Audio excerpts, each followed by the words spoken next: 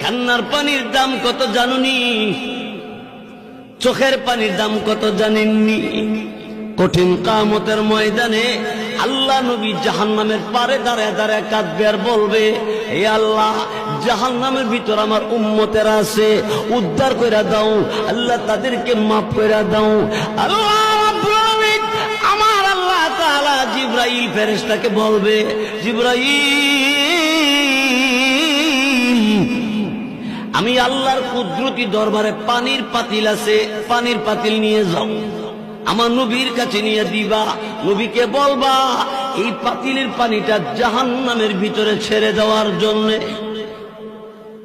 রাসূলের কাছে জিবরাইল পানির পাতিল দিবে, আর জিবরাইল ফেরেশতার কাছ থেকে রাসূল পানির পাতিল পাইয়া পানিটা জাহান্নামের ভিতরে ছেড়ে দিবে। জাহান্নামের আগুন ঠান্ডা হয়ে যাবে, নিভে যাবে।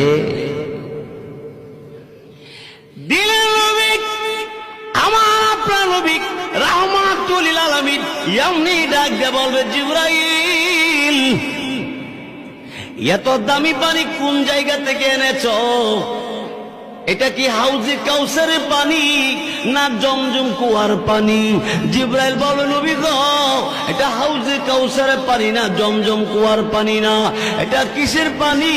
আল্লাহ রাব্বুল আলামিন তখন ডাক দেয়, বলো জিবরাইল রে, আমার নবীকে বলে দাও। এমনি জিবরাইল ফেরেশতা তখন ডাক দিয়ে বলবে, এই আল্লাহ নবী দুনিয়ার জমিনে আল্লাহকে ভয় করে, চোখের পানি ছেড়ে আল্লাহর বান্দা চোখের পানি ছেড়ে ছেড়ে কাঁদছে। এই কান্নার পানিটা আল্লাহ তাআলা জমা রাইখা দিছে। আপনি করিগর গভীর রাইতে তাহাজ্জুদের নামাজে রাত কাটাইলে গভীর রাইতে আর ঘুমায় না, এমন অনেক মানুষ আছে। বহু লোক আছে, অল্প বয়সের আছে, মহিলাদের মধ্যে আছে, পুরুষের মধ্যে আছে। কত মানুষ শেষ রাইতে আর ঘুমায় না, ওযু বানাইয়া তাহাজ্জুদের নামাজে দাঁড়াইতে যায়। তাহাজ্জুদের নামাজ পড়ে ভিক্ষুকের মতো দুইটা হাত আল্লাহর দরবার বাড়াইয়া দিয়ে বলে, আল্লাহ, এই পরওয়ারদিগার আলম, আমি গুনাহগার, তোমার নাম গফফার, আমি নাফরমান, তোমার নাম রহমান। আমরা নাফরমান কিনা? আল্লাহর নাম রহমান। আল্লাহ, তুমি দয়া করে আমি নাফরমান রে তুমি মাফ করে দাও। চোখের পানি ছেড়ে ছেড়ে কাঁদতে কাঁদতে কুদরতি কদমে, আল্লাহর কদমে সিজদায় পড়ে কান্দে, বলে, আল্লাহ তুমি আমার মাফ করো। আল্লাহ রাব্বুল আলামিন ডাক দিয়ে বলে, এই এই বান্দা বান্দি, আমি আল্লাহ রাব্বুল আলামিনের দরবারে এইভাবে কান্দস করিগর। এলাকার কত মানুষ ঘুমের ঘরে ঘুমিয়ে আছে, লোকগুলি মাথা বালিশে, শরীরের মধ্যে কম্বল, এত আরামে ঘুমিয়ে আছে, তুই ঘুমাস না? তুই আমি আল্লাহর কুদরতি কদমে সিজদা। সব মানুষের মাথা বালিশে, আর তোর মাথা আমি আল্লাহর কুদরতি কদমে। আরে বান্দা, আমি আল্লাহ তোরে মাফ করবো না, কারে মাফ করব? গভীর রাতে গুনাহ করেছিস, কেমন গুনাহ করেছ?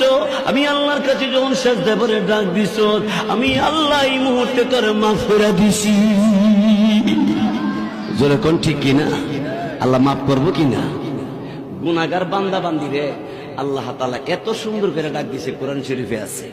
আল্লাহ বলেন, ইয়া ইবাদি, হে আমার বান্দা বান্দি। সুবহানাল্লাহ, জোরে কর। কোন বান্দা বান্দি জানেননি? আল্লাহ বলেন, আল্লাযীনা আসরাফু আলা আনফুসিহিম, যারা গুনাহ করছো, তারা গুনাহ করতে করতে করতে করতে করতে করতে আসমানে লাগাইছো, সাগরে ফেনা সমতুল্য গুনাহ করছো।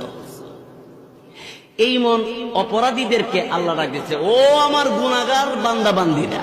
সুবহানাল্লাহ, জোরে ইয়া ইবাদিয়াল্লাযীনা আসরাফু আলা আনফুসিহিম। সুবহানাল্লাহ বলে, পাপাচার পাপিষ্ঠ বান্দা বান্দি, কান্দিস না। আমি আল্লাহর কাছে যখন এমনি কাঁদছস, আমি আল্লাহ তোরে ডাক দিলাম, লা তাকুনাতু মির রাহমাতিল্লাহ।